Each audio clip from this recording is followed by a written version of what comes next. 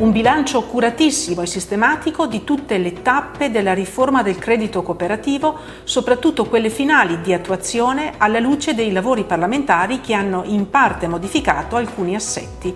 ma anche un viatico e un impegno per il futuro. Una nutrita delegazione di consiglieri di amministrazione e di dirigenti di Banca Patavina incontra le istituzioni a Palazzo Madama, ospite del senatore questore Antonio De Poli. Portare il Senato della Repubblica Italiana alle nostre banche di credito cooperativo credo che sia un aspetto importante, significa portare il territorio qui a Roma, significa portarla nella seconda carica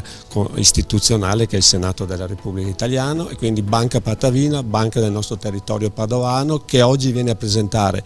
inizialmente un progetto innovativo che è in tour, che vede un intervento strategico nel territorio a sostegno dei nostri operatori turistici, del nostro mondo culturale e perché no anche di tutto il mondo agricolo e delle produzioni che abbiamo nei nostri territori. Altrettanto oggi pomeriggio andremo a discutere sul futuro delle banche di credito cooperativo ed è uno dei grandi temi oggi in discussione, e vorrei dire bisogna trovare anche delle soluzioni importanti per far riprendere quel valore fondamentale importante che ha fatto nascere il credito cooperativo nei nostri territori, in aiuto delle famiglie e delle piccole imprese. Abbiamo avuto la fortuna di unirci in un gruppo bancario, però l'intento è quello di rimanere vicino al nostro territorio, vicino alla nostra gente, ai piccoli e medi imprenditori, non solo in campo turistico, anche nel campo della manifattura e del commercio. Oggi con la presenza del gruppo bancario, questa è una bellissima occasione per sottolinearlo, ci sentiamo nel territorio ma con una capacità di competere a livello nazionale molto interessante. A me non interessa in particolare che le banche di credito cooperativo facciano di più, perché i numeri dicono che hanno fatto molto, sono state quel segmento del mercato bancario che, per quanto minoritario come quota di mercato, ha comunque continuato a erogare credito e perfino a creare occupazione durante gli anni della crisi. Quello che mi preoccupa, lo ribadisco, è evitare che il contesto normativo, a causa di un certo indirizzo impresso non dalla parte politica ma dagli organi tecnici, diventi tale da forzare questi istituti di credito a fare di meno, e questo sarebbe veramente un danno per il tessuto dell'economia reale del Paese. Tema strategico quello delle BCC proiettate nel futuro europeo, perché mette a confronto il grande con il piccolo, in termini di dialettica a prima vista quasi inconciliabili. E i diversi relatori alla fine si sono trovati d'accordo che per affrontare il futuro in ottica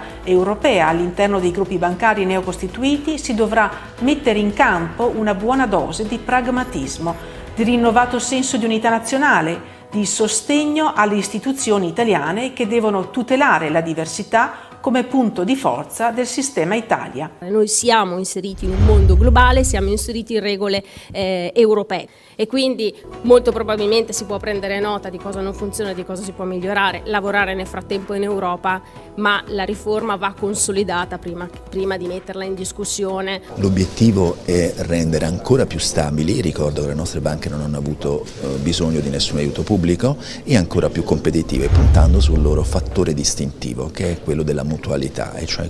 il 95% del totale dei crediti delle nostre banche devono erogare ogni anno, devono andare necessariamente a famiglie e imprese del territorio, quindi quello che noi chiamiamo una finanza geocircolare. Presentato in Senato anche il progetto Intour, iniziativa lanciata da ICCREA, il gruppo bancario cooperativo a cui hanno aderito circa 140 BCC italiane, che mette in relazione le diverse componenti dell'offerta turistica di un territorio in una logica a rete e con un approccio strategico del tutto nuovo. Il turismo sappiamo quanto sia importante per una storia, una tradizione, delle opportunità, delle bellezze che l'Italia racchiude, no? E noi, mettendo insieme tutti i dati che è in grado di raccogliere la banca in un circuito virtuoso tra pubblico, privato e soggetti del turismo, si è in grado di dare un impulso, direi, notevole allo sviluppo del turismo in Italia. Il sistema di rete, di comunicazione, di rapporto tra le imprese è quello che forse oggi può dare risposte a un turismo che è sempre più dinamico e chiede sempre di più. È un ruolo strategico della Banca Patavina nei confronti di noi imprenditori che operiamo, perché ci segue passo a passo tutte le nostre esigenze, abbiamo degli interlocutori diretti che anche giornalmente riusciamo a capirci e fare quelle azioni che noi imprenditori abbiamo bisogno. Tempi veloci e velocità nelle decisioni.